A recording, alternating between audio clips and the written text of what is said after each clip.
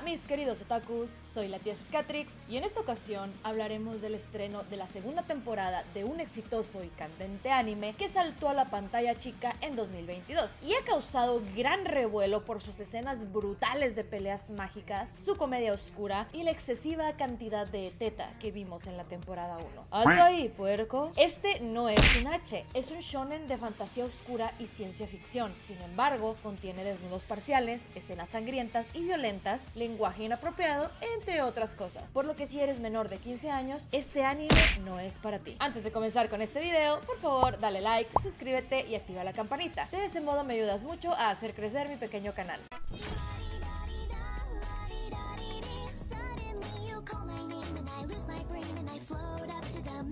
Bastard.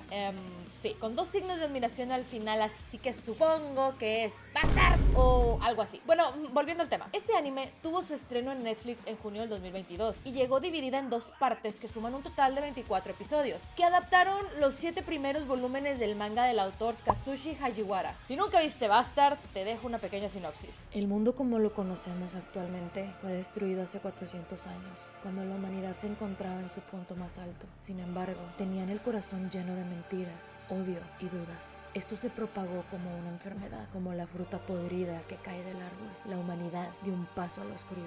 No, más bien la sembraron. Trataron de usar el poder de la oscuridad para corregir sus errores. Intentaron borrar la guerra de la faz de la tierra, pero la oscuridad vio la verdadera naturaleza del mundo construido por los humanos. Y bueno, ya dejando de lado el tono catastrófico, déjenme les explico. Los tontos humanos pensaron que sería una buena idea revivir a la diosa de la destrucción Anthrasax, que es esta cosa de aquí. Pero claro que ella vio la clase de basura que era el humano y decidió, en lugar de ayudarlos, destruirlos para hacerles pagar por sus pecados. Esa no te la esperabas, ¿eh? Movida supuestamente por el deseo de liberar a la tierra de la plaga llamada humanidad, comienza con la destrucción masiva de todo y todos. Un día, una columna de luz atravesó la tierra y llegó al cielo, dando lugar a una criatura con la forma de un dragón, con alas de ángel y a la vez de un humano con espada gigante. Los dos monstruos se vieron fijamente y decidieron que no iban a ser amiguis, por lo que procedieron a partirse la mandarina en una feroz batalla que termina ganando el dragón. Pero como en esta pelea terminaron muriendo millones de personas, digamos que no quedaba mucho por salvar, así que la poca gente que vivió para contarlo convirtió en leyenda todo lo sucedido en esa época, y con el tiempo se fue distorsionando hasta que la verdad quedó en el olvido. Y el dragón de que,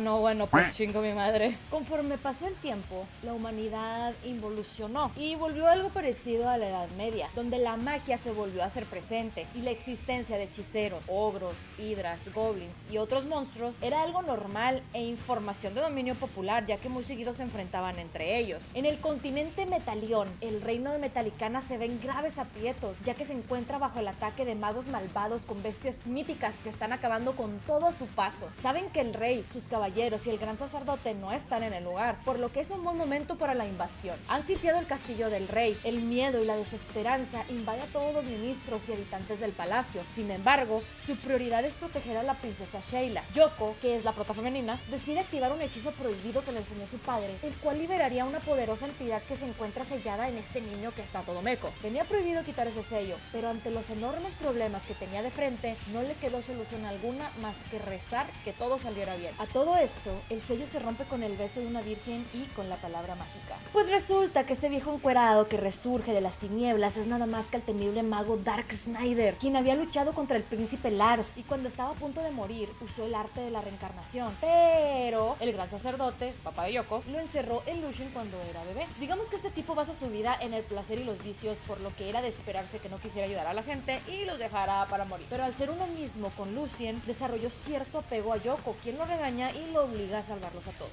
Y bueno, Dark Snyder descubre que sus antiguos compañeros, apodados los jinetes del apocalipsis, quienes lo acompañaron en su anterior vida y lo ayudaban a alcanzar su deseo de conquistar el mundo, planeaban resucitar a Anthrasax, la antigua diosa de la destrucción, por lo que Snyder decide unirse al reino de Metalicana, no por querer justicia o porque sea una buena persona, sino porque el amor de Lucien por Yoko es tan grande que el mismo Dark Snyder ha sido contagiado por quien se ha enamorado de ella y se ha fijado como meta protegerla y tener una relación con ella a futuro.